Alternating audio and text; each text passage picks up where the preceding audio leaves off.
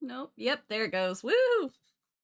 Every time Streamlabs updates. Every time. Without fail. The fucking mic. Yeah, I was down here and I just sait and I laughed, so I couldn't keep it together. I'm sorry. It looks so silly. I'm glad that you entertain yourself. I have to. Tim Burton can't. Yeah, you start off with a visual gag as someone who's trying to not watch is... Don't look at me. Just don't look. It's like... No. This is your height. Wait, stand up. Or go down again. Yeah, it's about Hannah height. Wow, I look all of this, I'm pregnant. My knees are 90 degrees.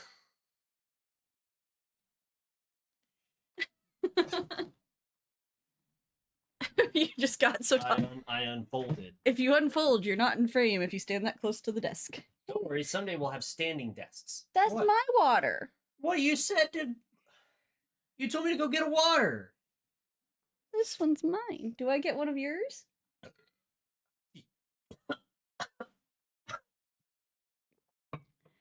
Jesus Christ. Do you want one? Do you want a can of berry water? I'll take one to work tomorrow. I was trying to leave them for you because I know you're so fond of them, much like I am fond of those HEB ones that Well, then you drink that and I'll get a berry water. I don't want one right now. Well, then what? Just sit down. No. My chair's broken. Your chair is broken. It's very I finally broken. broke his chair. At least you didn't break an armrest off of it, although you bent a metal pole, which is somehow more impressive. It is much more impressive that I bent the stem of the chair just by regular use. Yeah, I'm still confused. I don't know how I did it. James is I'm very talented. I'm a special chair boy. will be left behind. Yeah. I need the plot. There it is. Do you want me to pull up the plot so that you can have both with your notes? Yeah, that'd be great. Should do that. I'm very tired. I've just returned from California, where I've become mentally exhausted. Where does one find the plot? You go down to synopsis. You tippy tap it. There it is. Do you not know the tricks of IMDb? No. You can also go look it up on Wikipedia. That'll also tell you. That's what I normally do because I Okay. can never find it on IMDb, so yeah. This is all just vamping so that Bree can drive home. I mean, it's just vamping because we normally give 5 minutes for people to get here. Really, we give you 10 minutes though because we start this thing at 55. There's like glue or something on here. Weird. You're probably gonna die. Hopefully. Well, no, now shit. I got something to live for. What? Besides you, an infant. Yes. There is one of those. Over there. Yeah. How come they like you more? The infant? Yeah. I don't think they do. It's because they hang out with you more. Are you... What? The easiest joke ever. It's not a good I joke. put it on a tee for you. I didn't say it was good. I said it was easy. I'm not gonna take your bad joke off the tee. You ready? Sure. Are you sure? Are you good? I'll do my best. Alrighty, here we go. 3, 2, 1. As annoying as the Johnny Depp English accent is, the Helena Bonham Carter American accent is deeply unsettling. It is, yes, it is because it sounds like her, but it doesn't sound like her, and it bothers me. It's not right. I also like have a neurodivergency thing with like when people use a different accent than the accent that I've always heard them use. and it could not even be their real accent. For example, Ed Westwick, very British.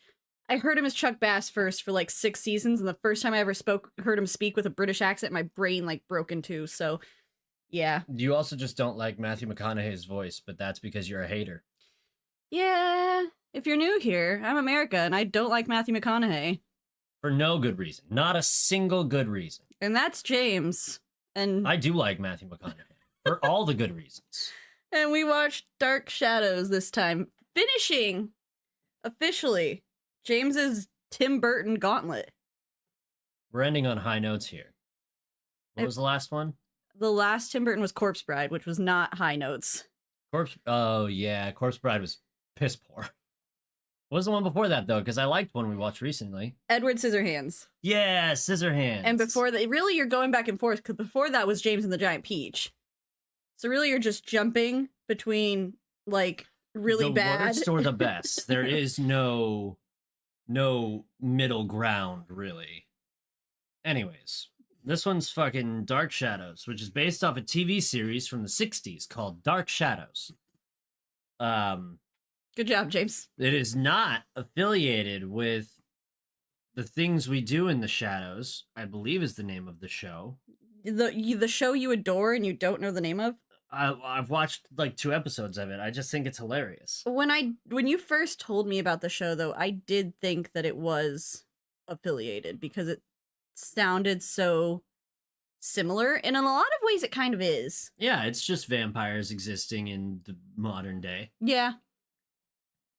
But see, it's better in every way than the Twilight movies.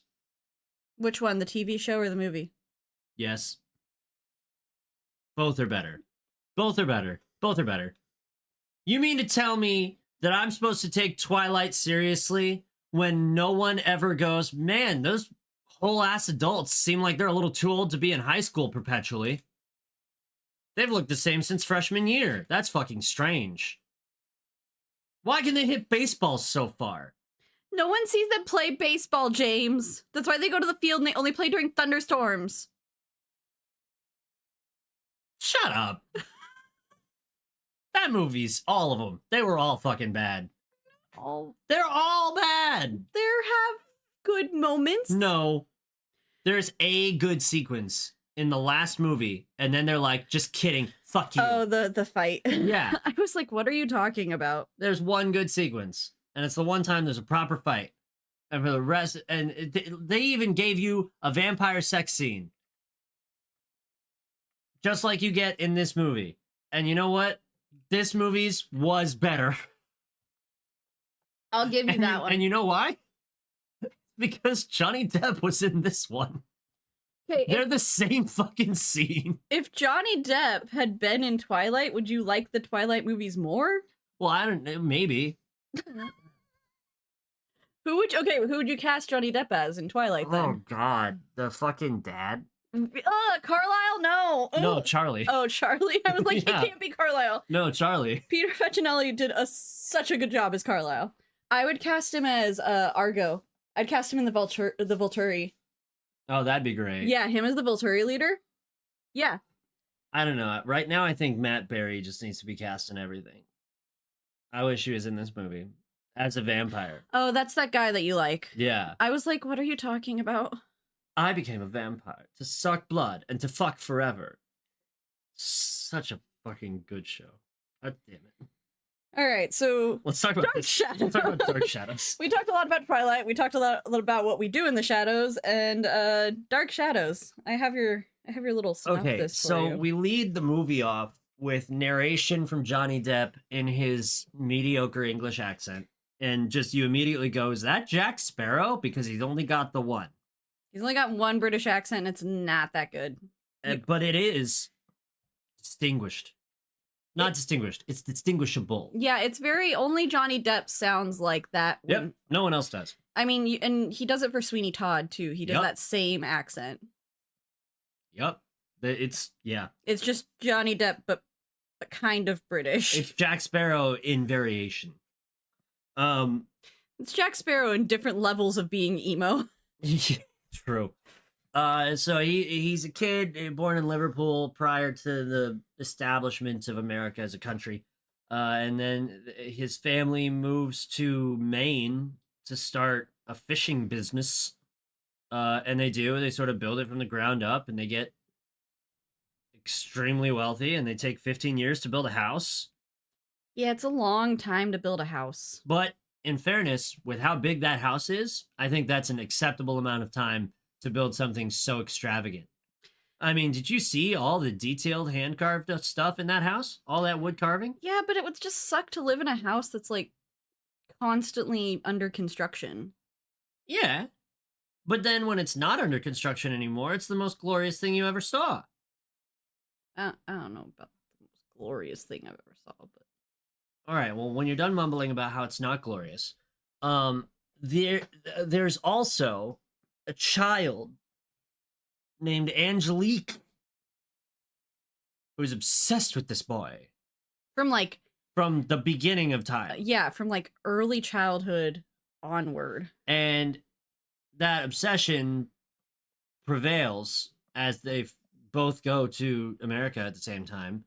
And I guess she's a servant in their house. Yes, she does. She is not of Right, she's poor. yeah, she's not of station. And this girl develops a penchant for witchcraft. Yeah. Now, here's the thing that I don't understand. Okay. Stereotypically, witchcraft is like learned. Yep. It's like a studied magic. Yeah. But in this particular movie, it appears to be an inherited trait. We don't really get an explanation for Angelique's witchcraft. No, we don't. It's very just sort of like, and she's a witch now. And we will not be discussing this further. Yeah, it's like we either think that she was always a witch or somehow along the way she learned witchcraft. And that's really it. You don't really there's not backstory to Angelique's magic. And there's also not an explanation of what that magic is or can do. It's Anything. just literally like, what's the vaguest magic we can let her do? Anything? Sure, she can do anything. It's very yeah, it's very like classical witch where it's like if you think it shall be. you can do it kind of thing. Yeah. So she's obsessed with our boy, Barnabas Collins, which is Johnny Depp's character. To the point where they've had at least one, maybe two, maybe three romantic dalliances. But Barnabas does not love her, canonically. Doesn't like her very much. Likes to toy around with her. He likes to get off Yeah. using her flesh. No, But that's that's pretty accurate. much how that's pretty much how it is. But he also is willing to be like, now I won't lie to you. I don't love you. And that was a mistake. I feel like if she had been happy, like just being his mistress, I feel like that could have worked long term for them. Sure, that was a thing back in the 1700s. You could have a mistress, whatever. Yep. That's yeah. You could Especially just if do you that. were of wealth. Sure. Especially if you were of wealth, you could just Sure. have someone around who was just for playing with. Anyway, this movie is PG-13, by the way. I think maybe it's PG. I don't know. There's a sex scene. It can't be PG. It's barely a sex scene. They crash into a lot of stuff and no one takes off any clothes that we see. You know what? We did get to see Robert Pattinson's nipples, Yeah, he was at least shirtless. and fucking sparkly as ever. We saw him without a shirt multiple times. And yet, still, I think it would have been better without. Such a shame. Why did they have to make them sparkly? Stephanie Meyer is a bad person. They're supposed to shine bright like diamonds, not glitter. They're supposed to be literally like so blindingly bright you can't look at them like an angel. Who allowed those movies to be made? People that wanted to make a lot of money because the books were selling like fucking hotcakes. I'm upset about it. Anyways, we next meet a hitchhiker named Maggie Evans. But goes by Victoria. Victoria. Tim Burton has a thing for that name.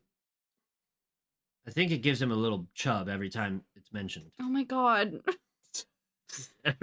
Just Because every time... This is how unhinged I thought Has Been Hotel was going to be, and it simply wasn't. But apparently Listen, Has Been Hotel was enough unhinged on its own that I couldn't add to it. I was thinking about it. I couldn't make it more. This is tame enough that I can really ratchet it up. In fact, most things we watch are tame enough that I can be like, what unhinged LSD fucking trip were we on for all of James and the Giant Peach? A lot. They're bugs that are the size of men. They dance and sing. And speak in Brooklyn accents from England. What the fuck? What the fuck? Anyways, this Tim Burton movie. Victoria. Somewhere in the world, a boner happened. Oh my god! On the frail, tired body of Tim Burton. Can we talk about, though? I mean, we talked about it before when we were watching the movie, but the person they cast as Victoria, Who looks like a fucking animated character. who is, what is her name? What is her name? It's played by the same person that played Bella Heathcote. Josette. So it's Bella Yeah. Heathcote. Yeah. Bella Heathcote literally looks like if a Tim Burton puppet from like Corpse Bride or Nightmare Before Christmas literally came to life. Like she's got eyes that are bigger than mine. She's got a head that's shaped like big in the brain and the eyes and small pointed, and pointed. yeah. Yep. She's got the perfect little pointy Tim Burton nose. Like she literally looks like he sketched her to life. And it's kind of disconcerting, especially at the end. Like that filter that's on TikTok that makes you look like a Tim Burton character, that's just her. It's when it scans her face, nothing changes. It just makes her pale, which she's already pretty pale. It gives her the eye black for the vampires. And she's like, oh. And that's not to say like she looks bad or anything. She looks No, she's fine. She's cute. She's great. It's just she looks like a Tim Burton character. He probably saw her and was like, I'm not gonna lie to you. I saw her after we met her. Man, we skipped a chunk of plot because we had to go over fucking everyone in his family being killed. And I didn't do that. I mean, we can jump back. You just said you met a hitchhiker. We can That's because that's where my next note was. Anyway, hearkening back to the beginning of the movie where we have a bunch of voiceover from Johnny Depp.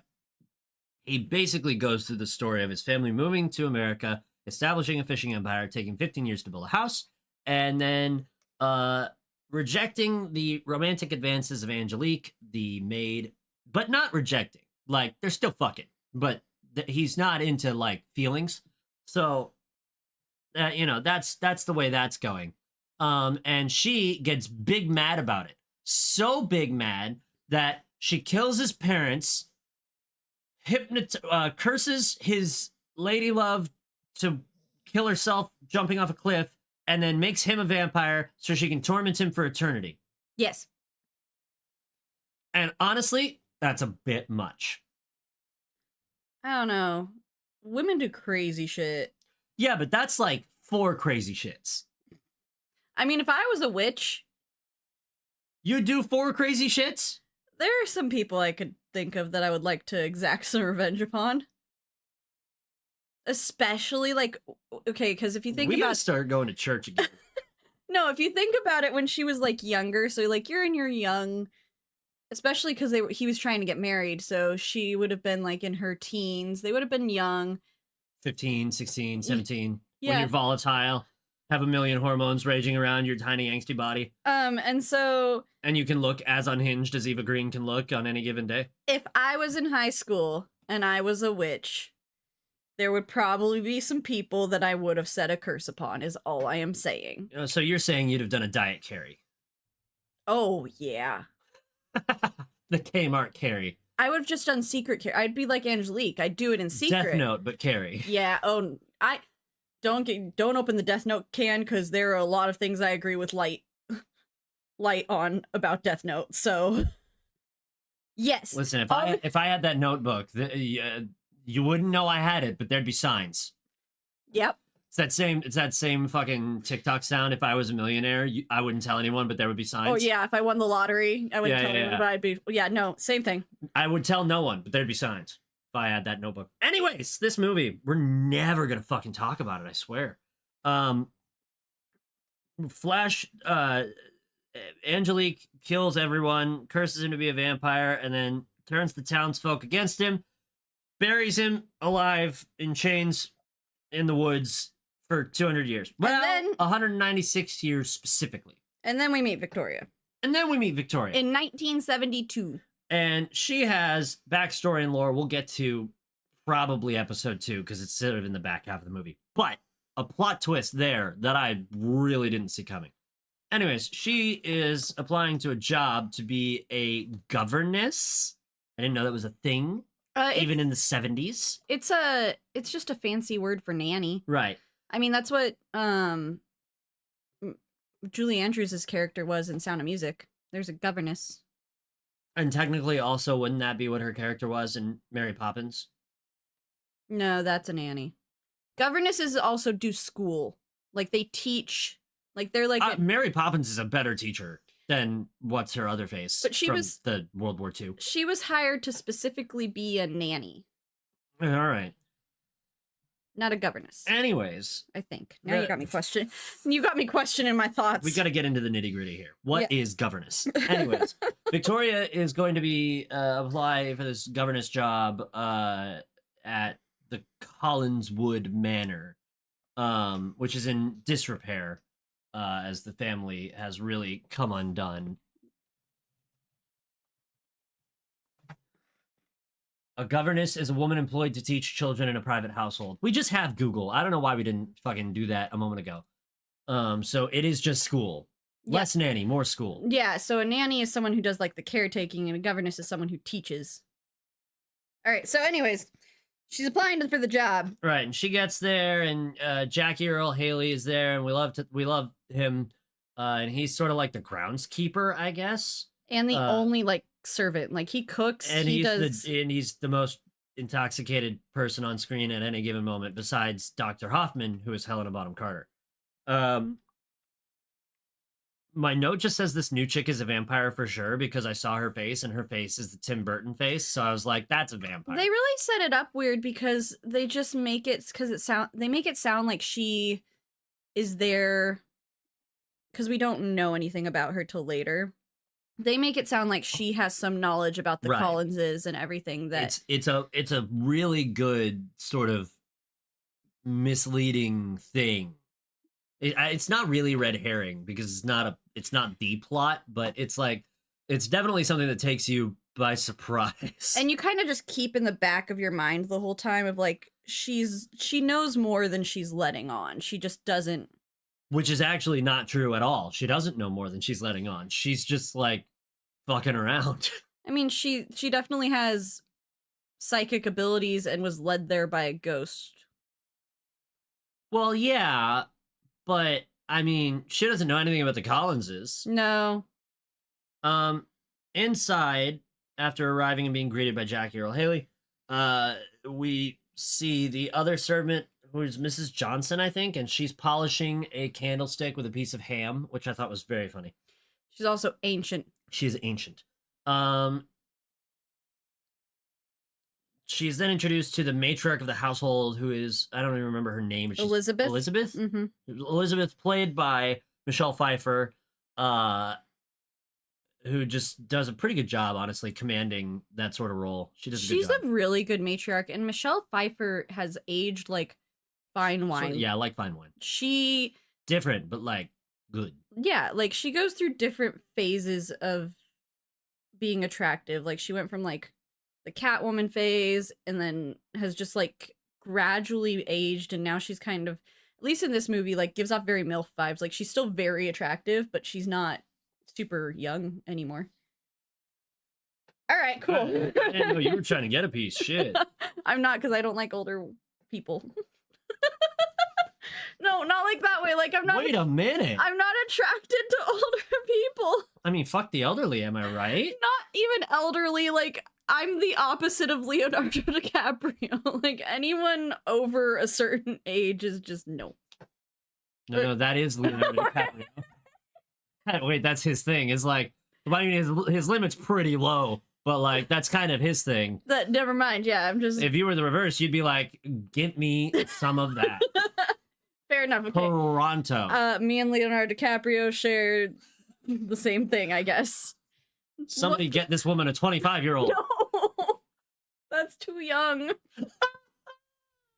I have a very small window. Oh my god. It's a very small window. This spiraled out of control. So, Michelle Pfeiffer is the matriarch. You know what? You just take a minute and just you go for a minute. Okay. I need to think She about some things. she explains to Victoria that she brought her here because David, who's her nephew, is very troubled since losing his mother. He's a sad boy. And we also learned that Elizabeth and her daughter Carolyn have lost the husband and father. So really, like, the family's still pretty cursed. Like, they're still losing. Everyone just keeps dying. Yeah, and they're in financial ruin. And Roger's there.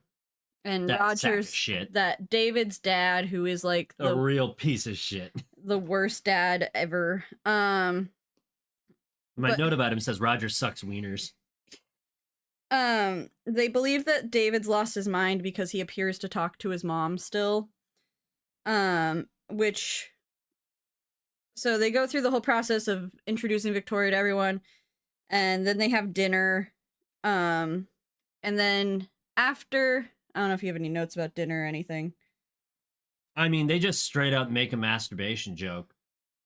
Oh yeah, David, the young kid says it. Yeah, he's just like, Carolyn touches herself. She makes noises like cats. And everyone's like, brother. Listen, I don't care if you talk to ghosts, but that itself is unhinged.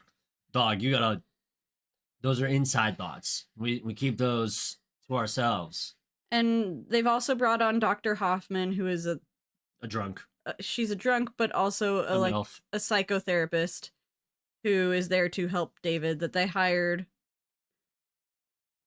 for a week. They hired her for... They hired her for no, it was a month. They hired her for a month 3 years ago, and she's just still there. Yeah. So, yeah, that's kind of the whole family. And then we find out that Victoria also sees dead people. Yep. And then that's kind of And then we unbox Barnabas again Mhm. due to the building of a McDonald's. And this McDonald's needs a foundation to be laid, so they are digging a hole. They hit his coffin with the digger, and their first thought... the first thought by the foreman or whoever the fuck on this construction site is to get me bolt cutters. Let's cut this clear coffin open and see what's up. It's not to call the cops. It's not to call a historian. It's not to call a coroner. No, it's just like, fucking coffin in the ground, cut it. Let's go. Let's see what's in there. That's how you get Egyptian curses. This is how we get shit like 2020. Like, people just dig shit up and are like, yeah, let's open it, instead of, I don't know, leaving it alone. They could have just poured the concrete over Barnabas's thing and it'd be fine. He'd have been there for another 200 years. Yeah. The white people urge to just Open shit. investigate spooky shit and open shit is we need to seek help. It's the same compelling feeling that people get when they're in the Appalachian Mountains and they just fucking wander about. Yeah. They hear the screams and they go. Don't do that shit. We as a culture, The culture of white people? we as a race should seek help about our urge to get into spooky shit. Well, it's kind of fun. Bullshit, you are the biggest baby in this room. Correct. And there's Aries. And an unborn child. Definitively braver than me. Oh, for sure. Not even a question.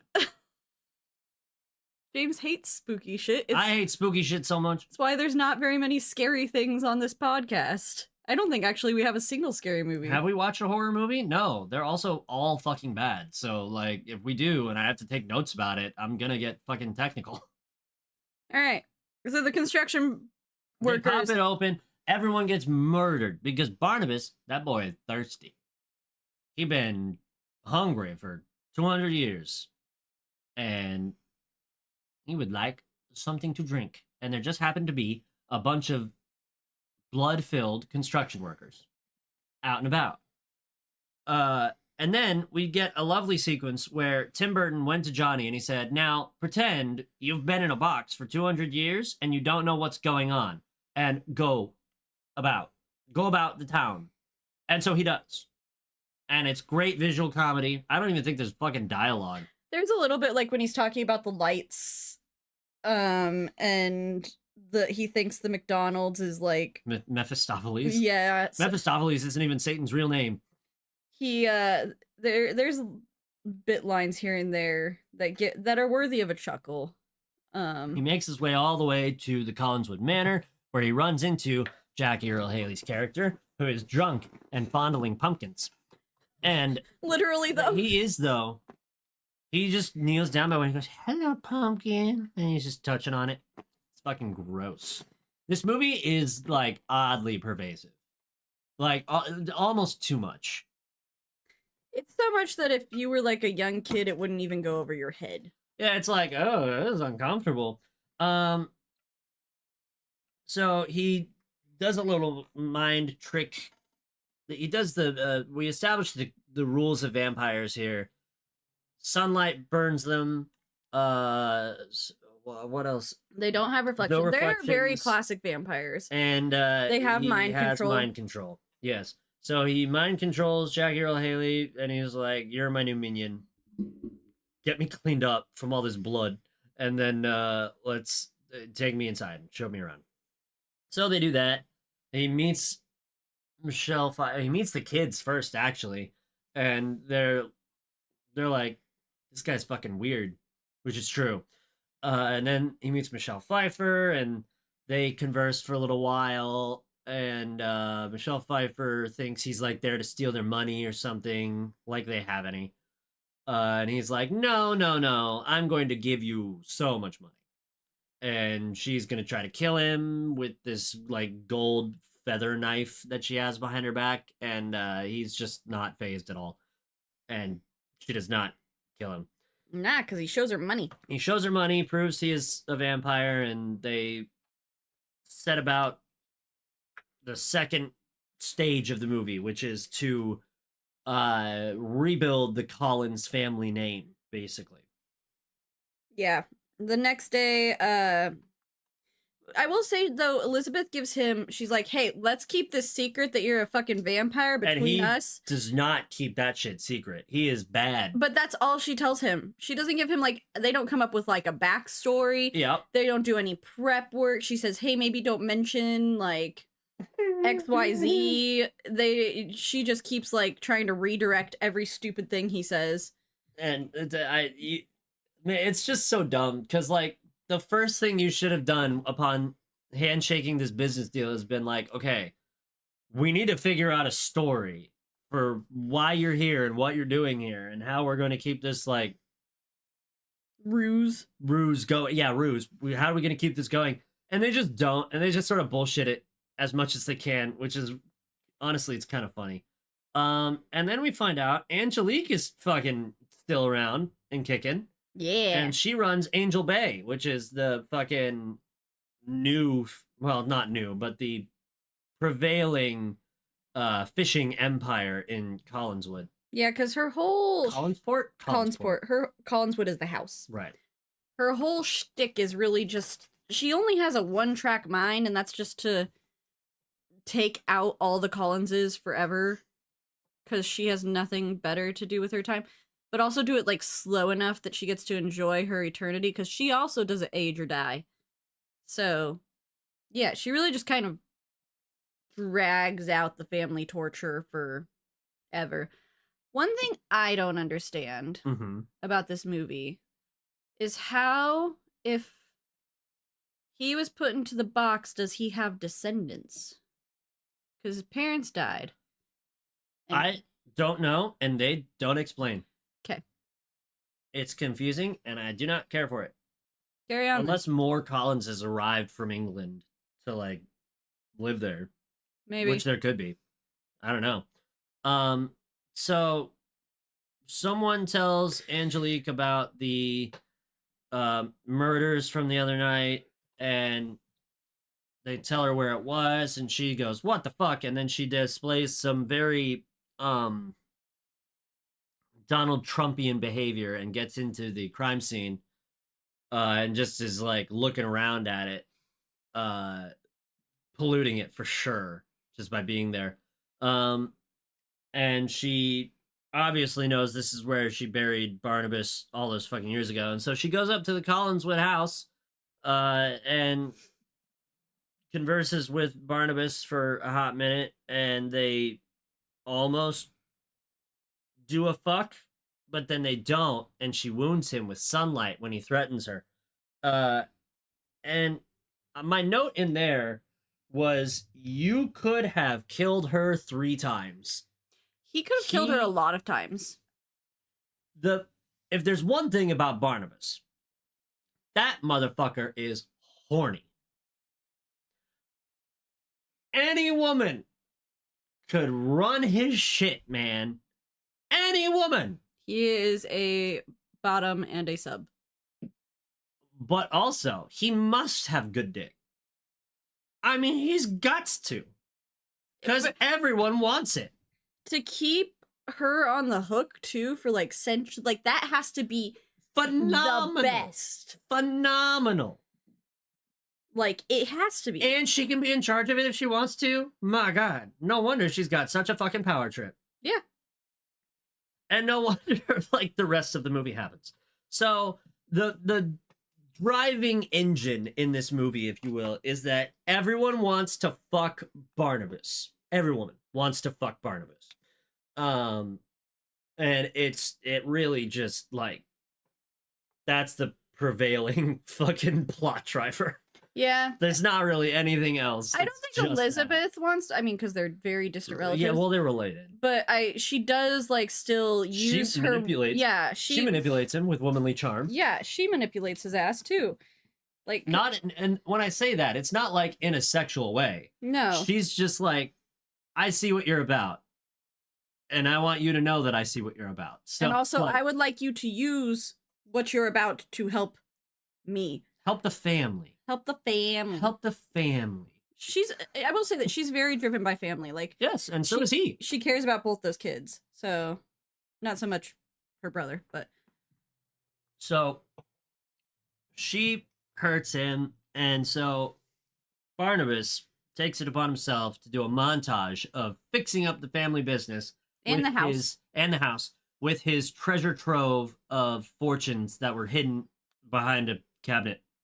Or behind the fireplace. Yeah. So he is doing all that. He's sort of like flirting here and there with Victoria. Dr. Hoffman starts to like try to fucking unveil his brain to her because she can't figure it out. And she hypnotizes him. Am I already there?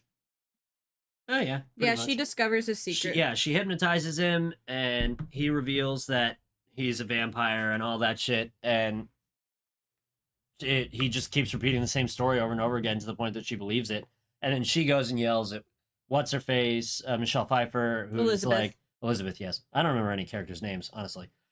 She goes and talks to Elizabeth, and Elizabeth's like, for the sake of everyone, what about if you just shut the fuck up? You can also run experiments on him. I don't care. Just maybe don't say shit. Just like shut the fuck up, okay? Okay.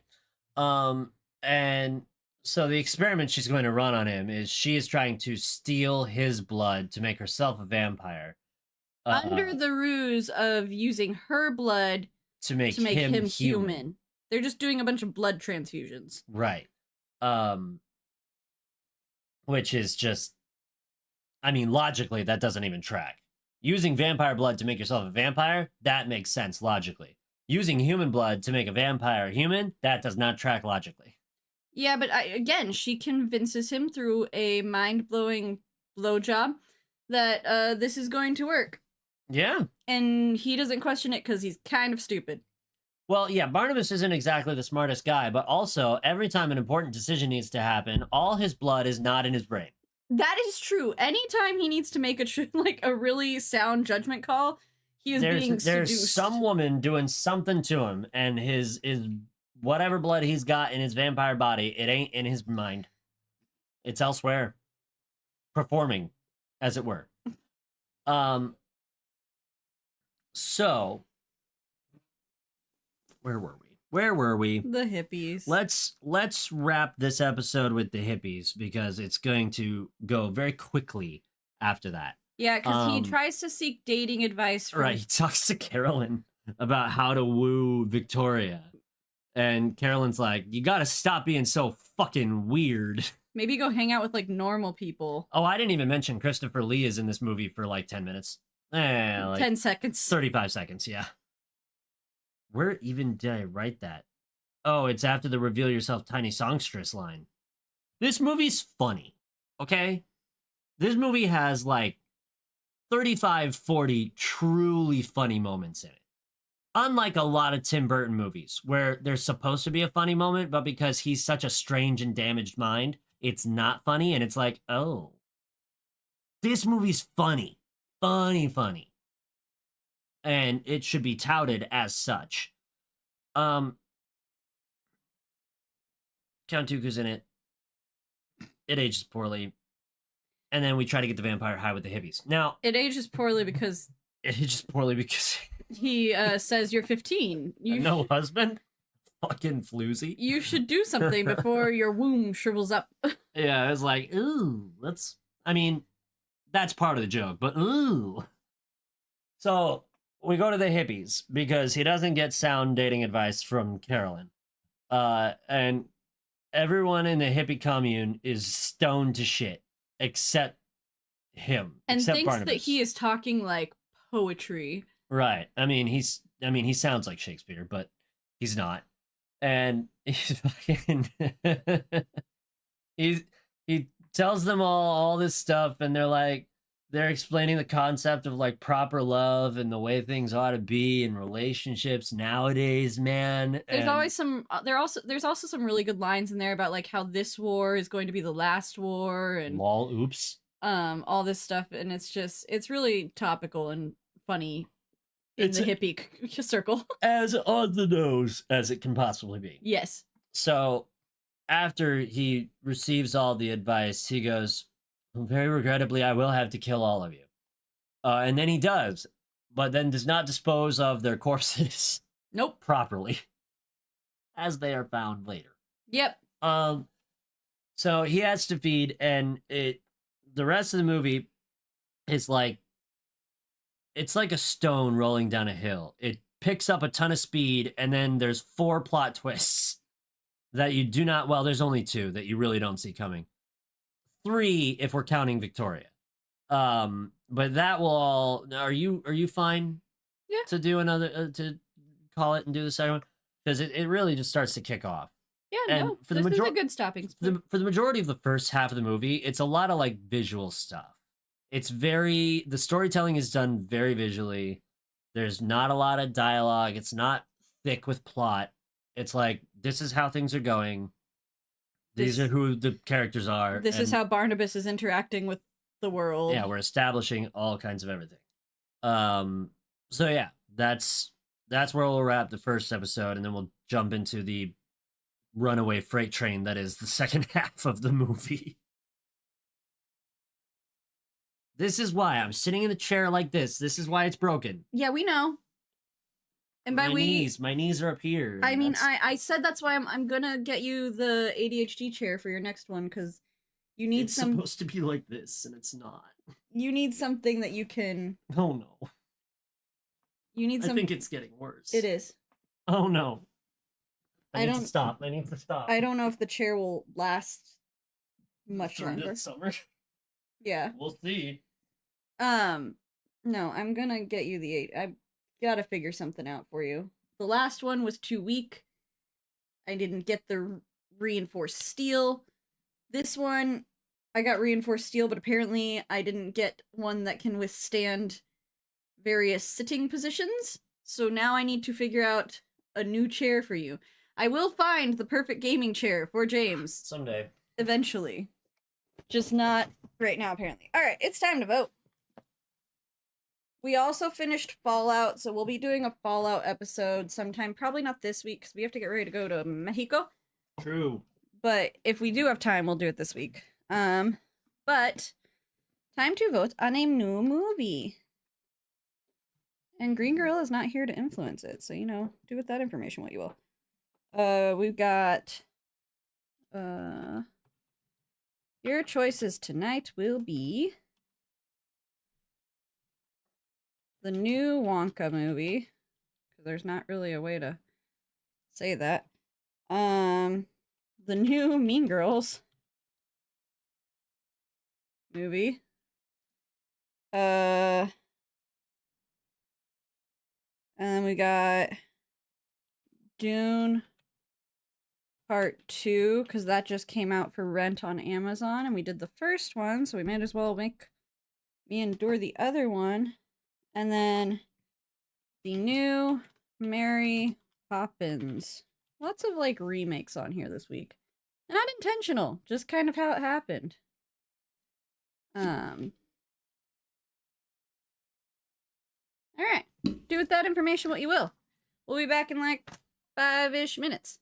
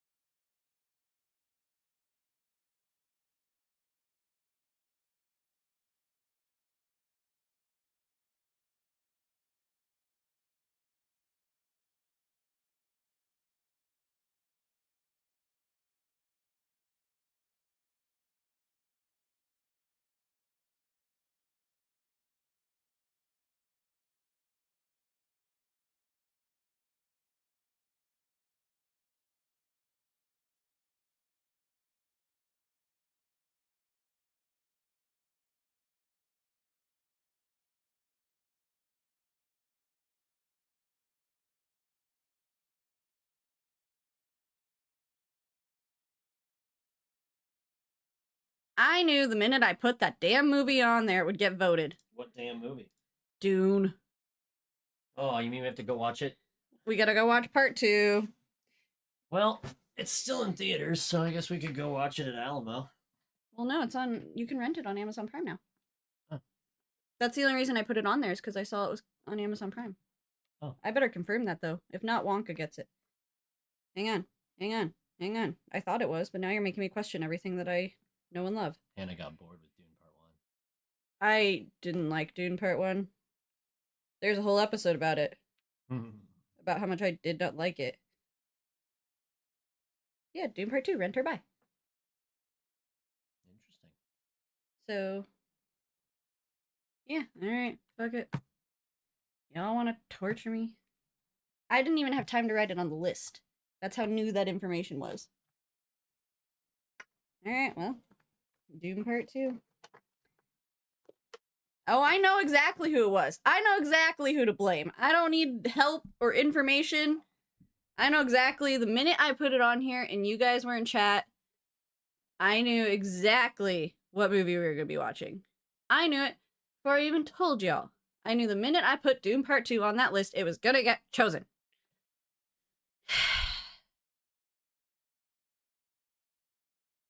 It's fine. I will suffer.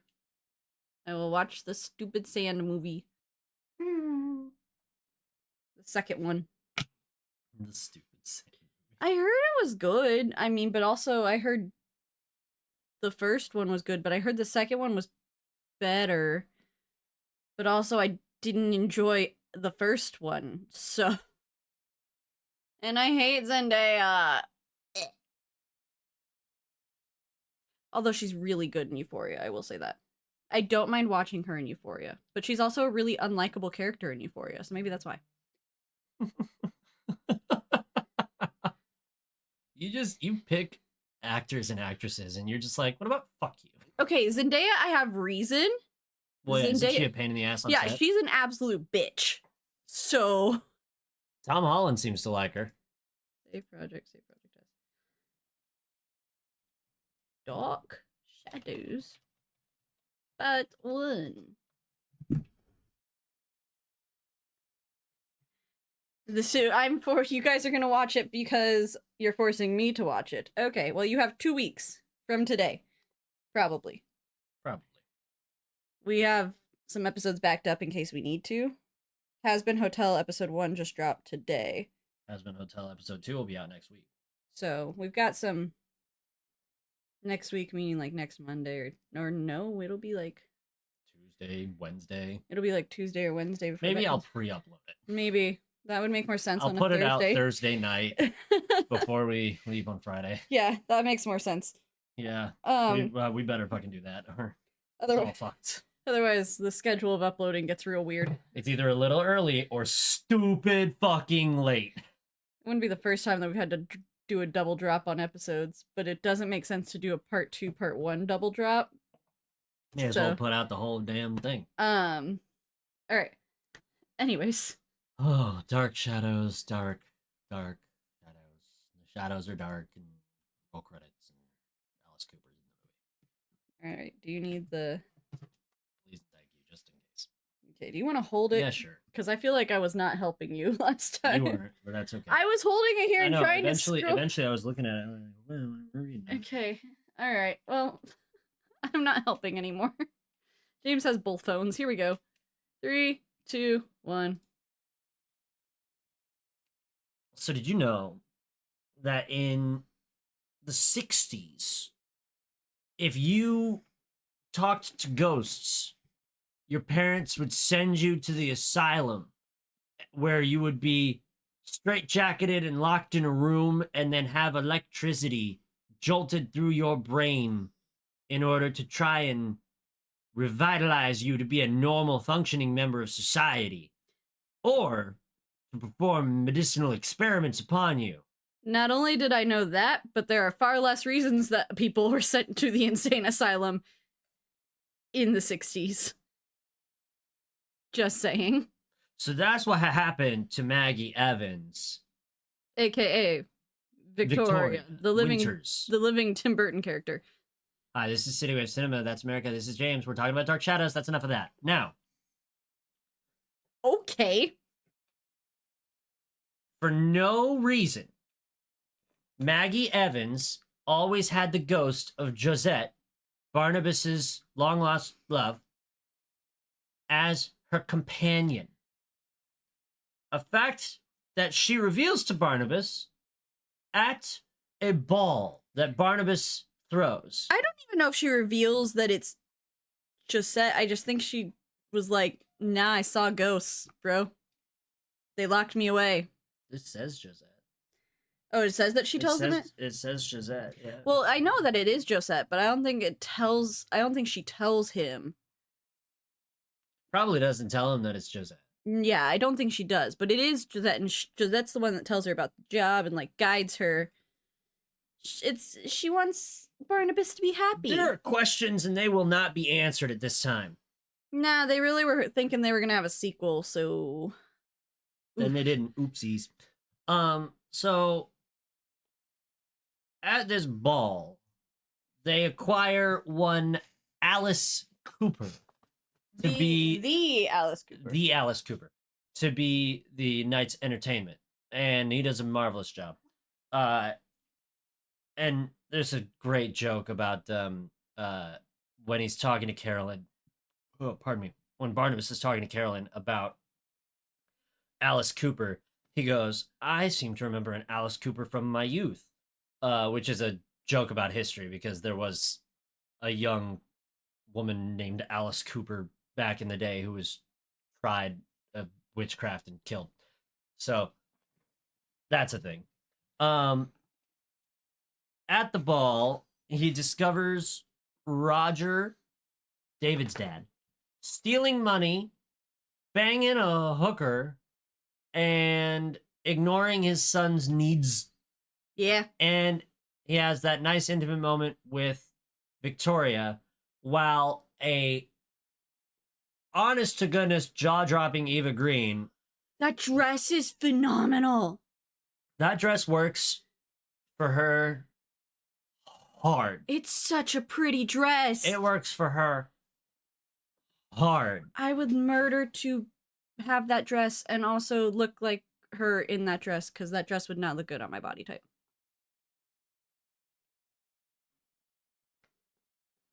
So I was putting it in my brain, I'm sorry. I broke James for a minute. She digs her nails into the wood and scratches it and like has a little break in her like China doll facade. Is this after their sexcapade? Oh yeah. Their sexcapade happened earlier and we missed it.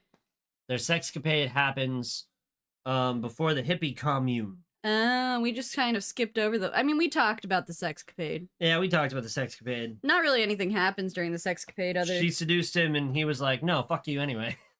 Yeah, they had sex and she was like, "Cool, we're great now." And he was like, "Nah, bro, I just wanted to get laid." Not really, I'm just horny. So, there you go. So my notes also include the jokes of I don't think this movie works well in any other decade. Like, I think it has to be the 70s. You don't think you could do it? For all the hippy dippy shit and for Alice Cooper to be the fucking headlining act. Who else are you going to get? What are you going to do in the 80s? Are you going to try and get Ozzy? Because he was popular at the end of the 70s. Oh, that'd be cool. Biting the heads off bats. But, I mean, then you talk about, like, which rock and roll act is the most provocative? Is it Black Sabbath or is it Alice Cooper? Alice Cooper is, in my opinion, more provocative because it's a guy who is touting a woman's name in the 70s, has the long hair, would cross-dress on stage, if I remember correctly. You would get Prince if it was the 80s. Right, but white. And also, like, haggard and... Why does it have to be white? Because, like, if you're just... Well, Alice Cooper's white. That's all I'm saying. No, I know, but I'm saying if we were to put it in the 80s, it would probably be Prince. No. Why not? If we were to put it in the 90s, it would be Prince. So the 80s would be Michael? Jackson? Yes. What are we talking about? I'm just saying, you were saying it in order to make the movie work. Like, who would you get Ozzy. Okay. The only extremely provocative in that variety, because it's also a horror thing, right? True. Because Prince doesn't fit. Well, no. Neither does Mike Jackson, I was unless he was like hot off Thriller. thinking of who would be hip with the kids that the kid would tell him about to hire for the party. Probably not Black Sabbath.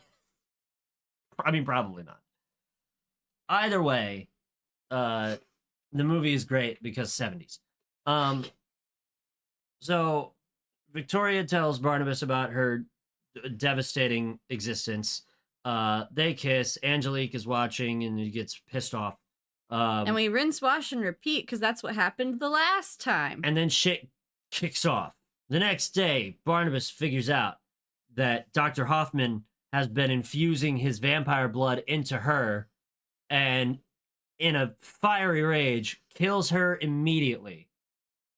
Kills her. Tries. Seemingly Succeeds. Yes. But as she dies, you see her teeth, her fangs, so she's already become a vampire. But he disposes of her body at the bottom of the ocean. With a cinder block. Chained up. And he finds Roger trying to find his vault and gives him an ultimatum. He can either stay here and be a good father to David, or he can take enough money to be comfortable somewhere else and fuck off. And this motherfucker chooses to take the money and fuck off. And, like, doesn't, like, just kind of basically, like, doesn't say bye to his child at all, just packs up and kind of is like, bye. It's one of the most insane twists I saw in the movie. I thought for sure he was going to be like, okay, I'll be a good dad. But no. He's like, no, give me the money. I'm fucking off. So in David's sadness at his father basically abandoning him and him being at a sentient enough age to understand that his father is straight up abandoning him. Oh, yeah. David runs back through the house, bumps a ladder that Jackie Earle Haley's on. The disco ball from the ball falls, nearly kills him, but Barnabas moves at the speed of goddamn sound. Because he's a vampire. Because he can. Saves his life, but reveals, unfortunately, his nature to everyone, which causes David and Victoria to recoil in horror, and everyone else is like, what the fuck? And doesn't really do much of anything. The women Collinses are not phased. And neither is Jackie Earle Haley. At all. Well, Jackie Earle Haley was kind of already new.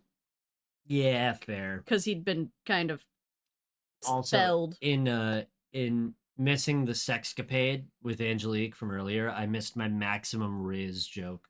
Oh, that's sad for you. It is. Anyways, where's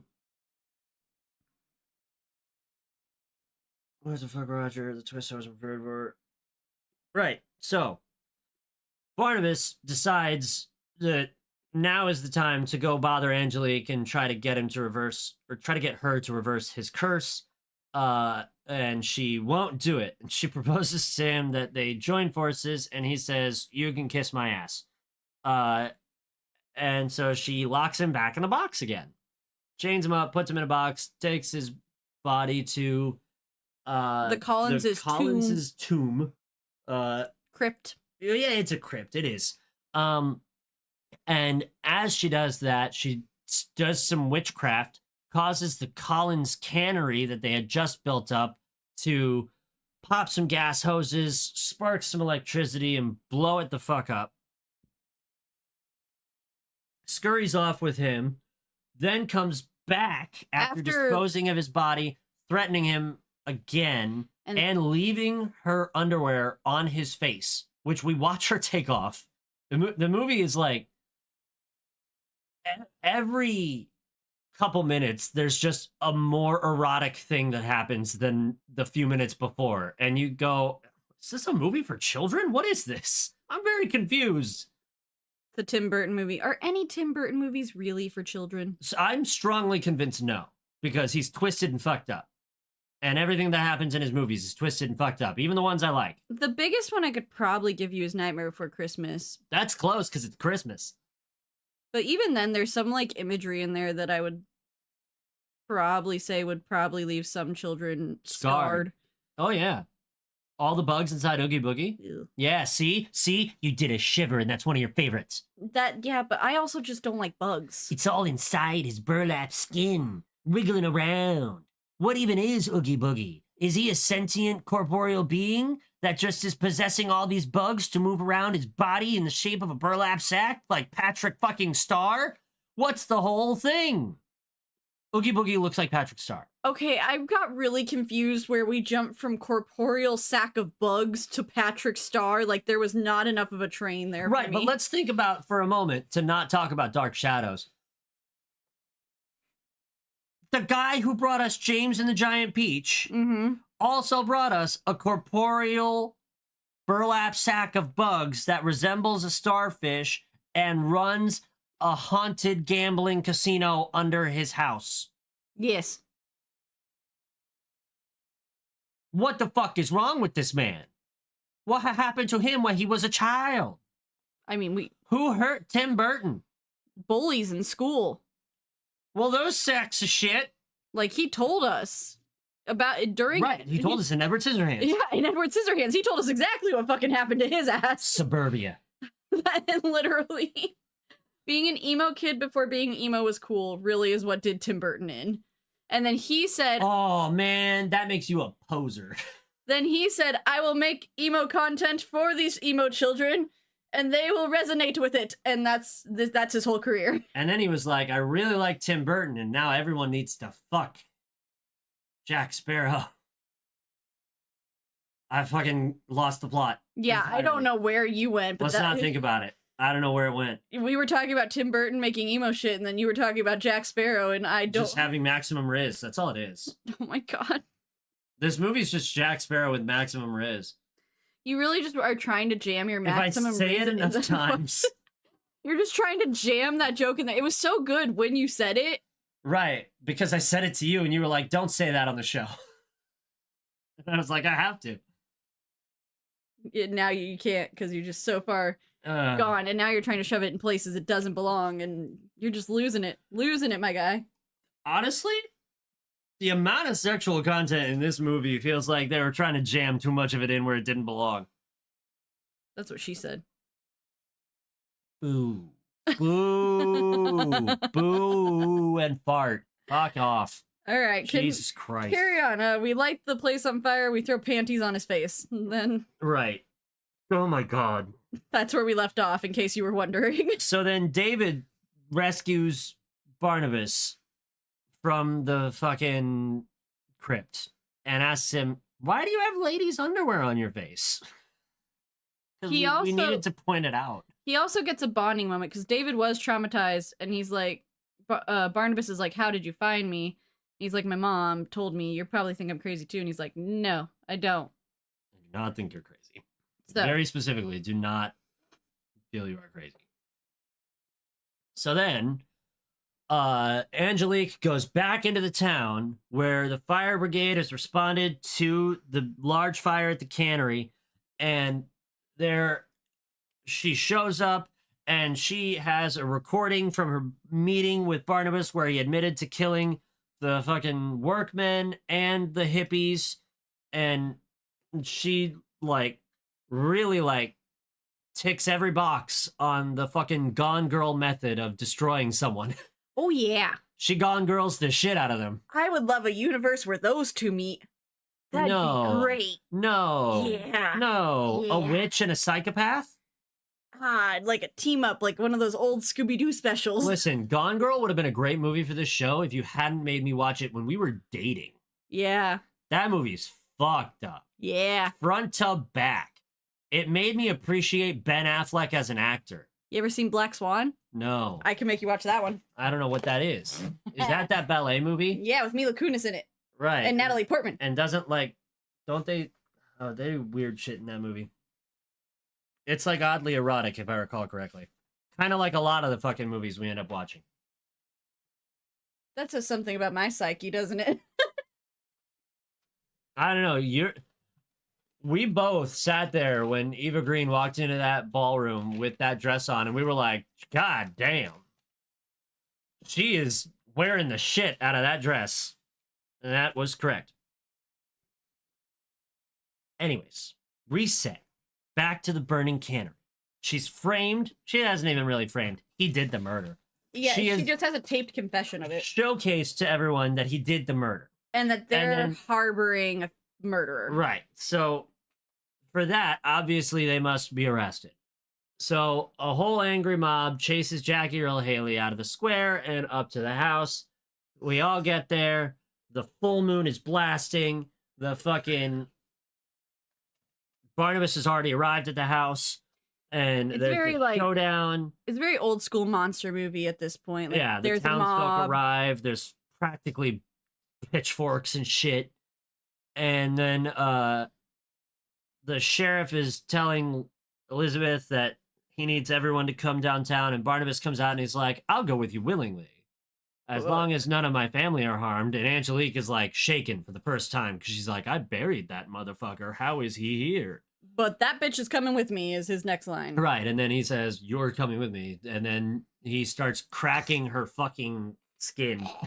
He starts killing her, basically. What I love about this whole sequence is at one point, like, when the cop really does process that, like, this is like a supernatural monster battle, he just kind of is like, all right, let's get everybody the fuck out of here. everybody go home, nothing to see here, bye-bye. He really does, like, he performs the duty that police officers are meant to perform. He protects the public from threats. And he said, after he shoots Barnabas 3 times in the back and nothing happens, he's like, okay, everybody needs to get the fuck out of here. We need to leave. Well, he does that, and then he sees, like, that Angelique is also a witch because Like, she sees him, or he sees her, like, fling the groundskeeper into across the manor. and then he's like, All right, time to go. everybody go home. And everybody does. I'm too nosy. I would have stayed the fuck there. Like, You would have been killed in the crossfire somehow. yeah, probably, but I would have been like, nah, bro, I gotta. So then is our penultimate action sequence in a supernatural brawl in which Eva Green fucks everybody up. Chloe Grace Moretz's character, Carolyn, has already shut the doors to block everybody out. And then the fight bursts through the doors anyway. Elizabeth has run up to get a shotgun and is shooting at Angelique the witch as she slowly, very slowly fights It's really Barnabas. slowly, and Barnabas doesn't do much. Well, he's not a fighter. He's a lover. I was thinking about that, though, like, the entire time he's like, I'm basically gonna kill your ass, and then he just stands around the He slaps her entire a few fight times. as she just stands in the middle of the room going, Well, she gets hit with a bunch of shit. she just stares at things and makes things explode. Like, Well, yeah, she's doing witchcraft. yeah, but I feel like we could have knocked her ass down a few times, like, or something. Elizabeth does more during the fight than Barnabas does, and Barnabas is a fucking vampire. Well, he's like I said, he is not a fighter. He is merely a lover. Oh my Maximum Riz Barnabas strikes again, incapable. If you try to shove it in one more time, I'm gonna walk. That's what she said. I don't think she said I'm gonna walk.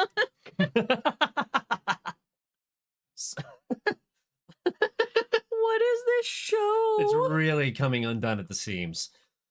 It's coming unglued. Like I said, I thought this is what last episodes were gonna be like with Has Been Hotel, and it just wasn't, but here we are. I can't make jokes about Has Been Hotel. It's too much.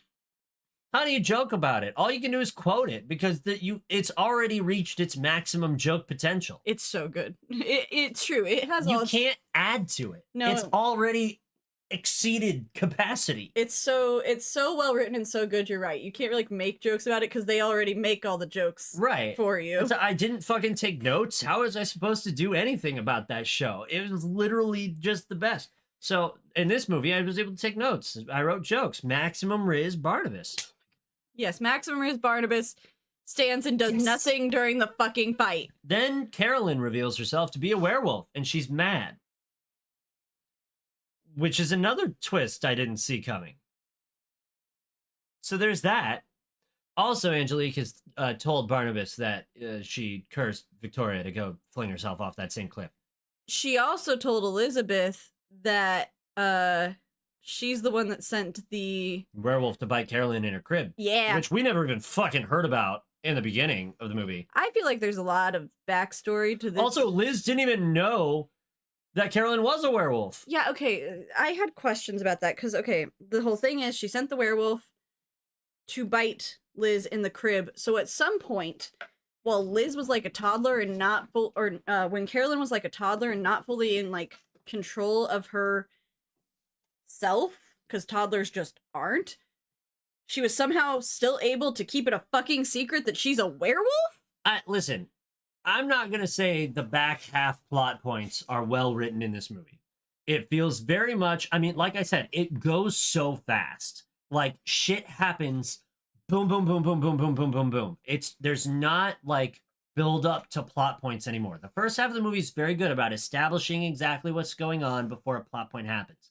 The second half of the movie, it's like they had another 2 hours worth of plot points that they had to jam into 45 minutes. And so they didn't do setup for any of it. They just put it all in there, right? And it goes so fast, and you're sort of like on this whirlwind adventure of this monster movie, and you're really taken in by it at this point. So you're not really paying very much attention to the fact that it's poorly written. But the back half of the movie is really bad. Just in terms of like, fuck it, let's put that in there. Fuck it, let's put that in there. Sure, what? Yeah, fuck it, she's a werewolf. Sure, well, we need to explain for some reason how we know she's a werewolf. But if you ask any questions about any of the plot in the back half of the movie, you end up going, wait, no?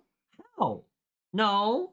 What? I feel like they expected you to come in with some sort of knowledge about Dark Shadows from like the TV show or some such.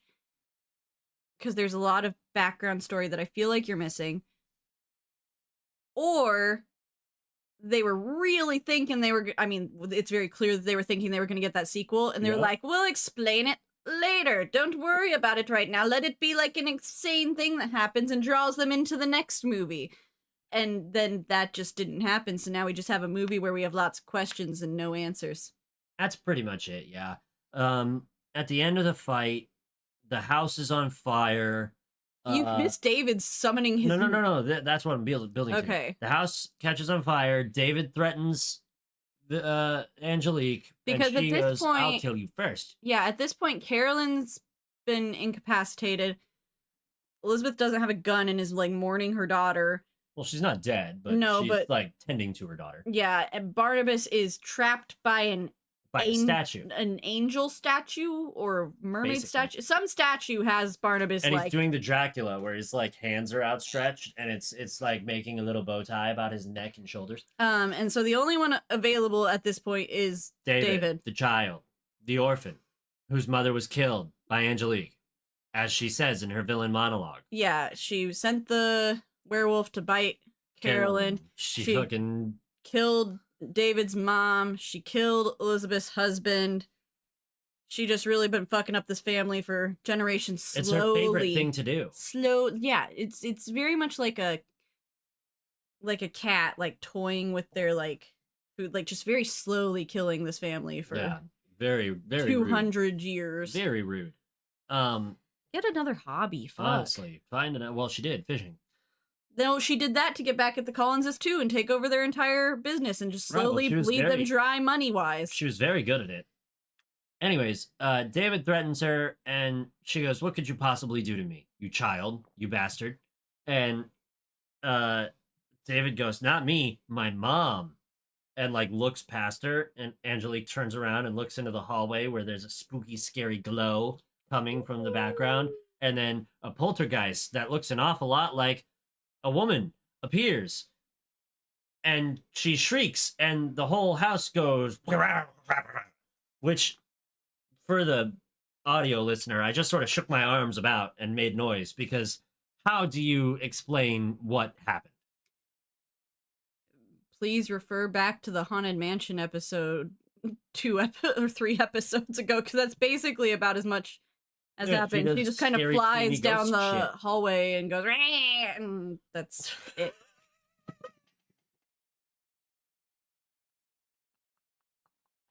I broke James. If you can't hear the laughing, I broke James. His face is in his hands. His eyes are pinched shut, and he is not processing anything right now.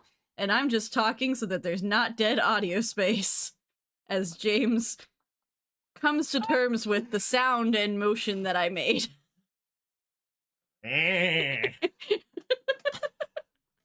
It's fucking hilarious, isn't it? It's like a gay cat. Oh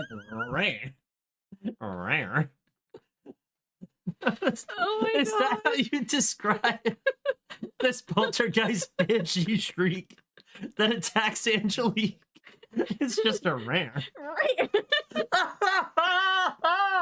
No, dude. What the fuck? Well, I can't actually scream. I would hurt the microphone. And me, and like maybe wake the neighbors. I don't know. Holy shit. Oh my god. My chest hurts. Oh my god. It's fine. We're fine. Oh wow. Okay. We've been under a lot of stress recently, guys. Rant.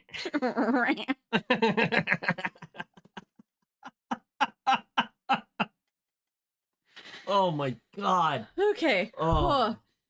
So the poltergeist knocks Angelique into the chandelier. Throws her up into the chandelier, which I guess impales her or something, and then the chandelier falls, and she's just sort of like slayed out in the chandelier. Stuck in it. Right. So then Barnabas makes David leave, and he wanders over in front of Angelique, who is barely alive, and they have a few more moments of like, she's like, just love me. and he's like, you can't. What? You don't love me. I don't love you. Fuck you. Basically. And then she crunches into her chest cavity, pulls out a beating heart He's like, that is made of glass, take it, and offers it to him, and then it breaks and shatters and falls apart in her hand, and he just is like looking at her all cold like, and she withers away and dies right there, and he's like, all right.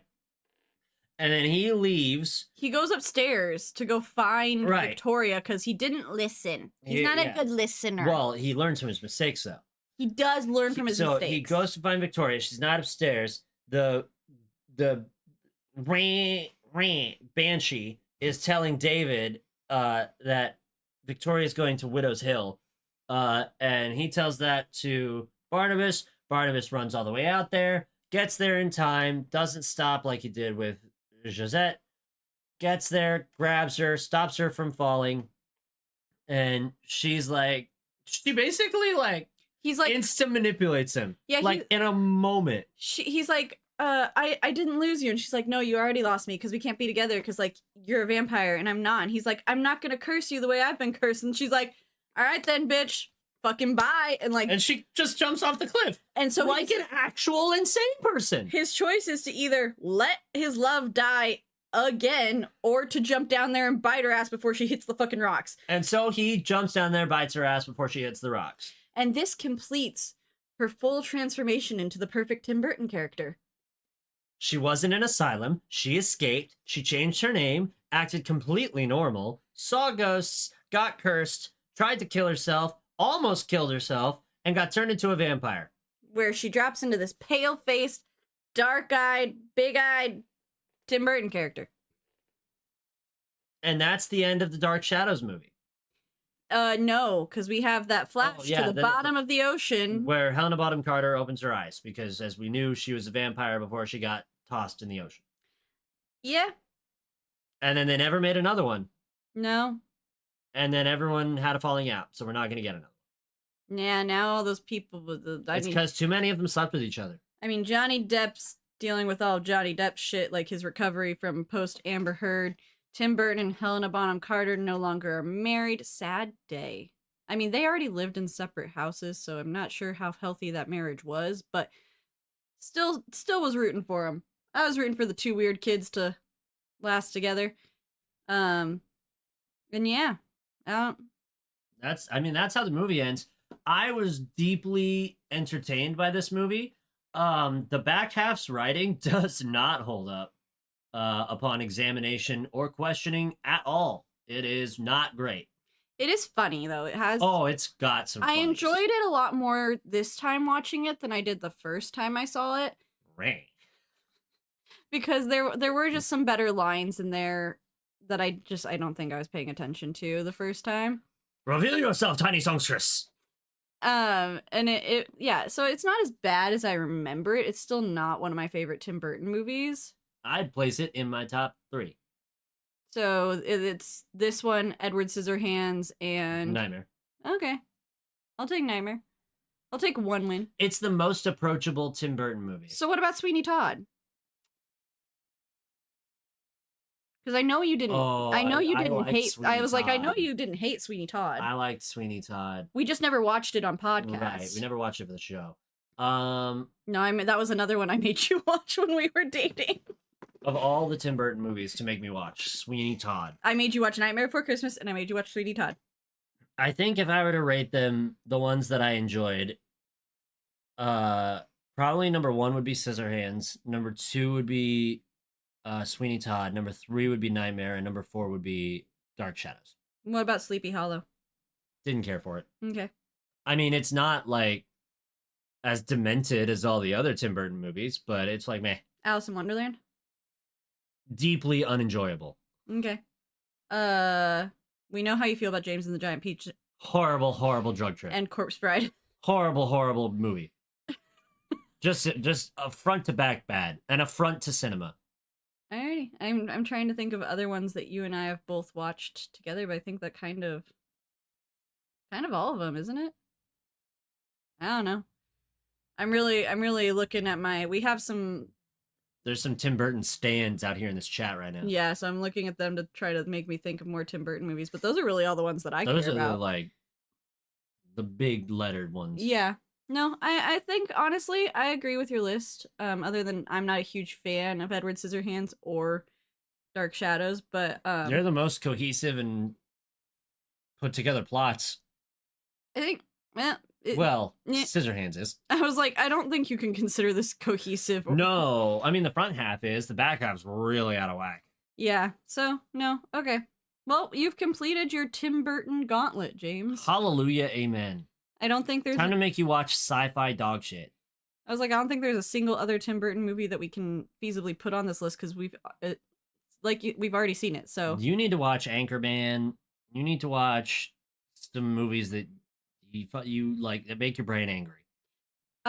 We have our next one, which was voted on by our chat, which will be Dune Part 2 will be our next movie. You might get another episode in between now and then, or at some point, because we did finish the Fallout TV show, and we are trying to do TV show episodes. Also, yes, he did do a Batman movie. How does the Batman Tim Burton movie rank? I haven't seen it the whole way through. It's alright. I would rank it as alright too. It's not my favorite Batman, but it's also not the worst Batman, so yeah, alrighty. I think that's it. It's a bit of a shorter couple episodes because typically when James enjoys episodes, he doesn't rant for like 2 hours. So yeah, we got to get movies I dislike. Well, if you want long episodes and you want monologues, you gotta put me on some shit like the fucking Wizarding World movies. I'll really go in on that shit. Next time it'll be more me ranting because Dune 2, baby. We all know how I felt about the first. Everyone Dune says movie. It's fucking incredible. Well, I guess we will see. Listen, I love Denis Villeneuve, but we'll see. There's Timothée Chalamet and Zendaya in it. So. Yep. Until then. Bye.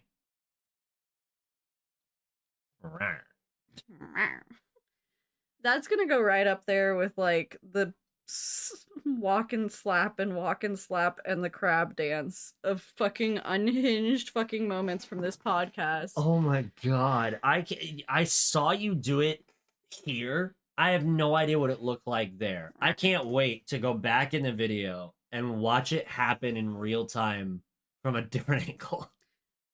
We said no to When Mars Attacks, and I also said no to I'm not gonna put James through Frankenweenie.